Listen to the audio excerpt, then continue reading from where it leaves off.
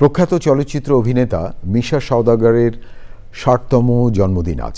১৯৬৬ সালে এই দিনে পুরনো ঢাকায় জন্মগ্রহণ করেন তিনি। নানা আয়োজনে দিনটি উদযাপন করছে বিনোদন জগৎ। বিশেষ এই দিনে চ্যানেল আইয়ের তারকাকথন অনুষ্ঠানে অতিথি হয়েছিলেন মিশা সওদাগর। রাজীব আহমেদের রিপোর্ট।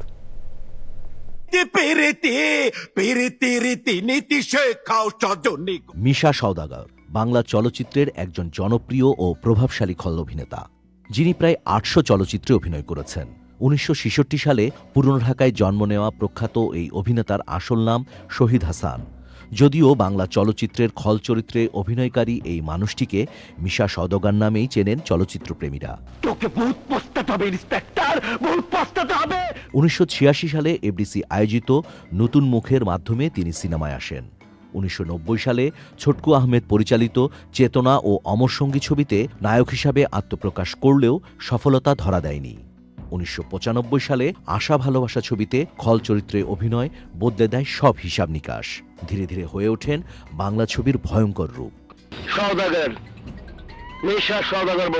চলচ্চিত্রে খুনি, ধর্ষণকারী সর্বনিকৃষ্ট চরিত্রে অভিনয় করলেও ব্যক্তিজীবনে সম্পূর্ণ বিপরীত মানুষ তিনি।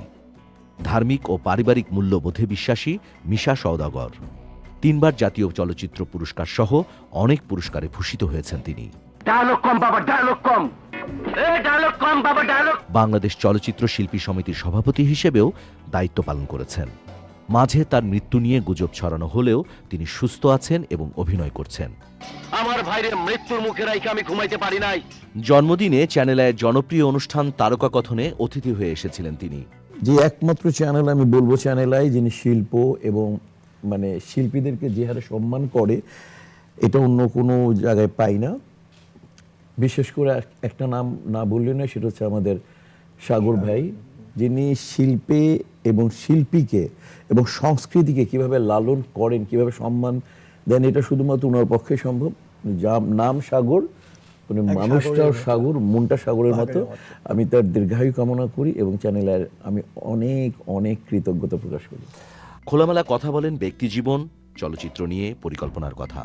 মনে করি একটা প্রপার্টি কিনবে, ও একটা বিল্ডিং হচ্ছে, ও এটা করবে, এটা ফিক্সড ডিপোজিট করবে।